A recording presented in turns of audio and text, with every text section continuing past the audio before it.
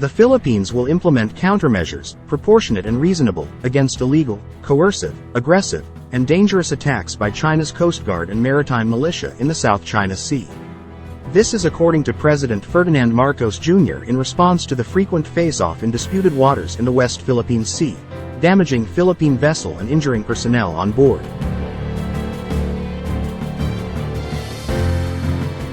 We seek no conflict with any nation, more so nations that purport and claim to be our friends, but we will not be cowed into silence, submission, or subservience, Marcos posted on Facebook, a strong response from the president itself after dialogues with local and international agencies and partners. Though the Philippines did not specify what the countermeasures would include, but it could lead to military confrontation which spark war in the troubled waters. Marcos said he met his defense and security officials and has been in communication with friends in the international community. They have offered to help us on what the Philippines requires to protect and secure our sovereignty, sovereign rights, and jurisdiction while ensuring peace and stability in the Indo-Pacific. As you've heard me say before, a great deal of history in our world will be written in the Indo-Pacific over the coming years. And I want to be clear, the United States defense commitments to Japan and to the Philippines are ironclad. They're ironclad. As I've said before, any attack on Philippine aircraft, vessels, or armed forces in the South China Sea would invoke our Mutual Defense Treaty. The Philippine-U.S. Treaty binds both countries to defend each other if under attack, and these includes armed attacks to coastguard, civilian and military vessels in the South China Sea. Meanwhile, China warned the Philippines to behave cautiously and seek dialogue, saying their relations were at a crossroads as confrontations between their coastguards over maritime claims worsened tensions. The latest incident near Second Thomas Shoal occurred frequently during a regular Philippine mission to resupply Filipino troops garrisoned on the Sierra Madre, a Navy ship that was grounded on the shoal in 1999. The Philippines said the Chinese Coast Guard blocked its supply vessel and damaged it with water cannon, injuring 3 soldiers in the latest encounter. China's Coast Guard has defended its actions, describing them as lawful regulation, interception and expulsion of a foreign vessel that tried to forcefully intrude into Chinese waters. Second Thomas Shoal lies about 200 kilometers from the western Philippine island of Palawan, and more than 1,000 kilometers from China's southern Hainan Island. China has urged Manila to pull back from the brink and stop provoking trouble at sea. In a statement, China will not allow the Philippines to act willfully. Beijing's Ministry of National Defense blamed the provocations by the Philippine side for the increased tensions. Relying on the backing of external forces, the Philippine side has frequently infringed on rights and provoked and created trouble at sea, as well as spreading false information to mislead the international community's perception of the issue, which is, so to speak, going further and further down a dangerous road, a statement added. Since taking office in 2022, Philippine President Marcos Jr. has taken a stronger stance over the South China Sea than his predecessor Rodrigo Duterte's, amid the wider power struggle that has been playing out in the region for years. The increasingly frequent run-ins between China and the Philippines speak to the new Marcos government's willingness to stand up to Chinese bullying and coercion.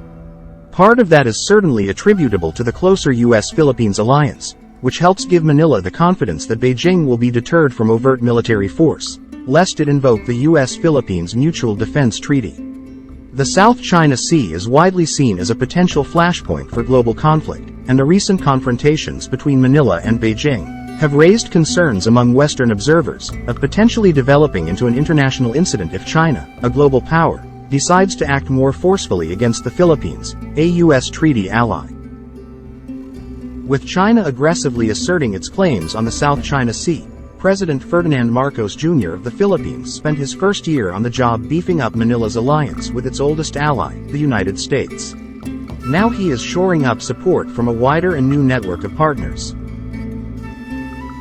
The Philippines president says escalating tensions in the South China Sea are not only a regional issue, but a global one. Adding a new intensity to his muscular foreign policy at a critical moment in his country's territorial dispute with Beijing. Maritime clashes between Chinese and Philippine vessels have become more frequent in recent months. more and more countries are supporting and backing the Philippines in the South China Sea. From 6 countries interested in having their navies carry out joint patrols with the Philippines in the tension-shrouded disputed sea. The United States, Japan, and Australia have already been pushing for joint sail missions with the Philippines in the disputed waterway. The Armed Forces of the Philippines, United States Indo-Pacific Command, Australian Defence Force and Japan's Self-Defense Forces successfully conducted the first multilateral maritime cooperative activity in the West Philippine Sea on Sunday, using Manila's official designation for sections of the South China Sea. Alongside the number of involved nations, the joint patrol also included the most assets to date. Warships included littoral combat ship USS Mobile, LCS-26, HMAS Warramunga, FFH-152, JS Acabono, DD-108, BRP Gregorio del Pilar, PS-15, BRP Antonio Luna, FF-151, and BRP Valentin Diaz, PS-177. Shipborne helicopters as well as 2 P-8 Poseidon aircraft from Australia and the US were also involved. In a joint statement released by defense officials from the 4 nations, Secretary of Defense Lloyd Austin stated that this patrol underscores their shared commitment to ensuring that all countries are free to fly, sail, and operate wherever international law allows. Similar sentiments were communicated by his Australian, Japanese, and Philippine counterparts, with Philippine Secretary of National Defense Gilberto Teodoro emphasizing that these actions show the enduring friendship and partnership among the peace-loving peoples of the Philippines, United States, Australia, and Japan. Japan believes that the issue concerning the South China Sea is directly related to the peace and stability of the region and is a legitimate concern of the international community, including Japan, Australia, the Philippines and the United States, Japanese Defense Minister Minoru Kihara said in Saturday's statement. Japan opposes any unilateral changes to the status quo by force, such attempts as well as any actions that increase tensions in the South China Sea. Japan, which deployed the Murasama-class destroyer JS Acabono to the Quad naval exercises, said the maritime cooperative activity aims to enhance regional maritime security cooperation among the 4 countries, and promote freedom of navigation towards the realization of a free and open Indo-Pacific. Philippine Defense Chief Gilberto Teodoro said the exercises would be a step toward enhancing the country's capacity for individual and collective self-defense, and would be part of activities highlighting the enduring friendship and partnership between the 4 nations. The Southern Theater Command of the People's Liberation Army of China announced that they conducted a joint air and sea combat patrol in the South China Sea. A statement posted to the Chinese Defense Ministry website, in an apparent jab at the quadrilateral exercises. China's military activities intended to sabotage the situation and create hotspots in the waters were unsuccessful. The 2 Navy ships as described were doing a routine patrol and does not define doing a military drill as announced by the Southern Theater Command. In addition, there was no interference from the Chinese vessels during Sunday's multilateral maritime cooperative activity.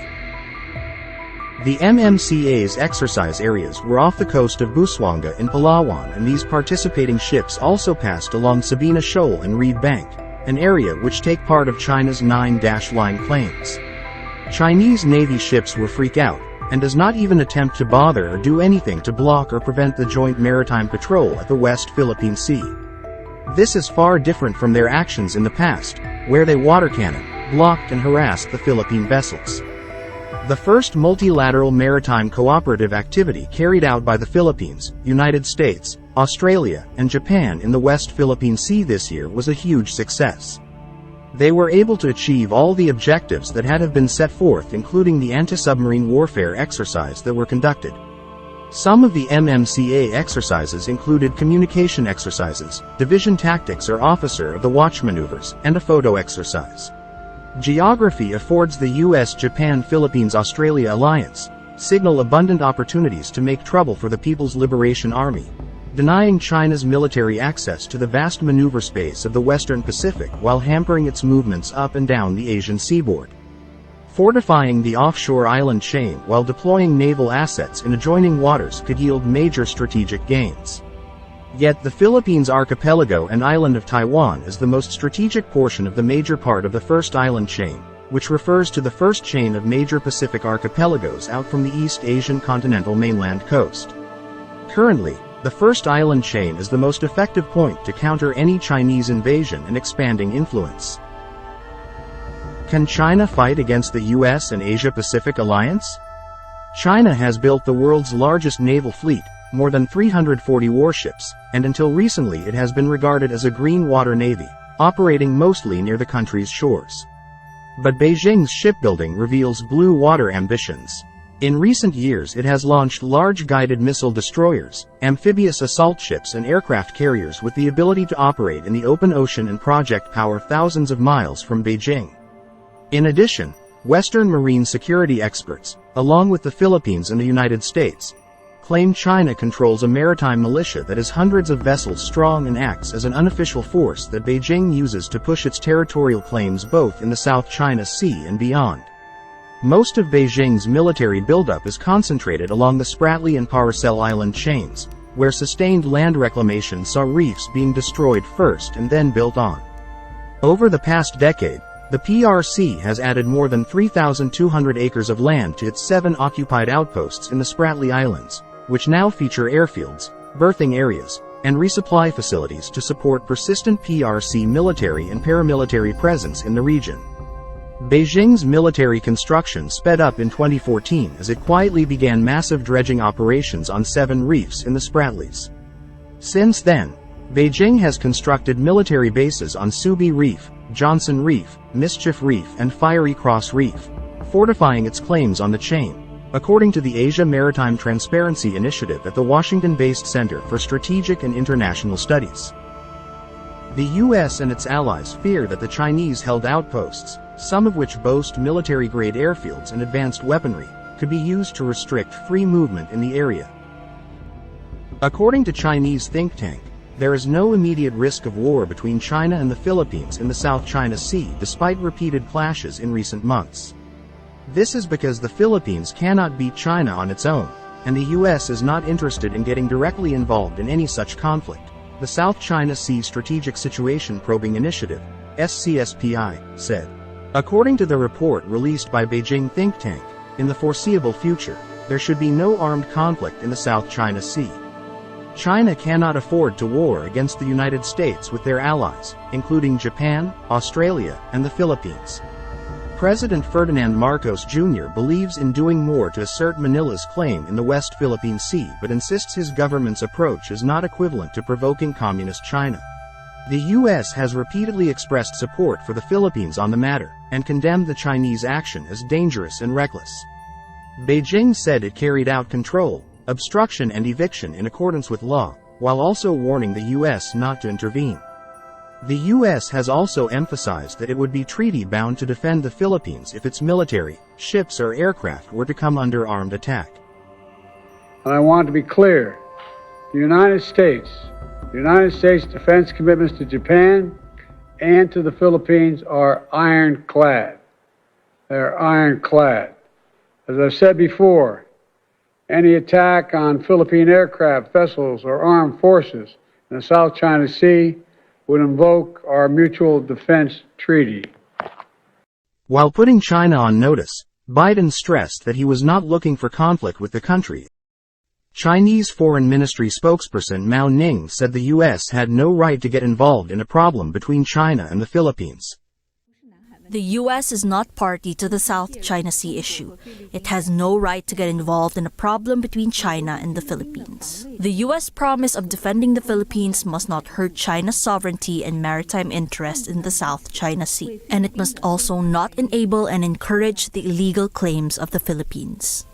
Military experts agree that jointly patrolling the tension-roiled waters could be an effective deterrent against Chinese intimidation and harassment. Stability in the region is seen as being increasingly threatened by confrontations between Chinese Coast Guard and maritime militia units and Philippine vessels around disputed features in the South China Sea.